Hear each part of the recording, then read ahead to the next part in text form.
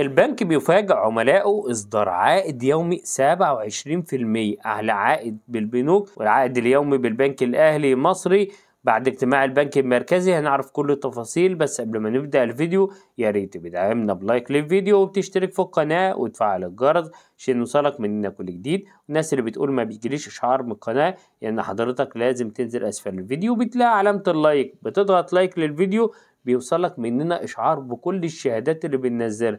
كل الشهادات اللي بتطرحها البنوك بننزلها فورا على القناة، وكمان تغيرات أسعار الفايدة من بنك مركزي وكل التفاصيل وتقارير أسعار ازاي.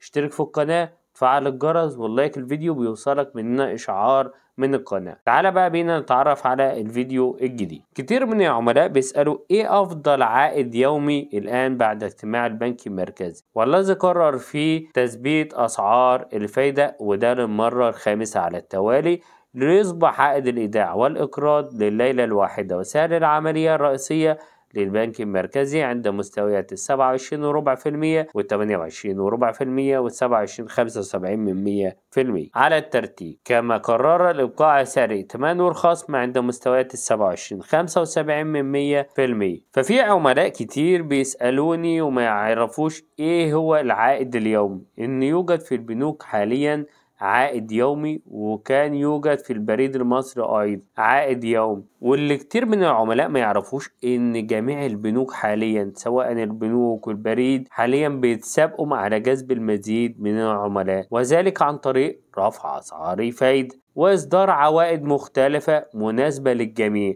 سواء كان عائد شهري أو كان عائد سنوي أو عائد تراكمي أو عائد يومي، وأيضا إصدار أذون خزانة وغيرها من المميزات اللي بتجذب العملاء. فأصدر البنك الأهلي المصري سابقا عائد يومي، وهو عائد 23% بعائد يومي. الحد الأدنى لربط الشهادة 1000 جنيه ومضاعفات، مع إمكانيات الاقتراض بضمان الشهادة، وأيضا إصدار بطاقات خصم اللي هي الائتمان، ولا يمكن استرداد الشهادة قبل مرور ال6 شهور على تاريخ الشراء. ولكن كثير من العملاء سألونا عن العائد اليومي اللي هو 27%. العائد 27% أصدر من البنك العربي الأفريقي، وده كشف على صفحته الرسمية إنه تم إصدار شهادة 3 سنوات. الحد الأدنى لربط الشهادة هو 5000 جنيه. تم إصدار الشهادة لمدة 3 سنوات، والحد الأدنى هو 5000 جنيه.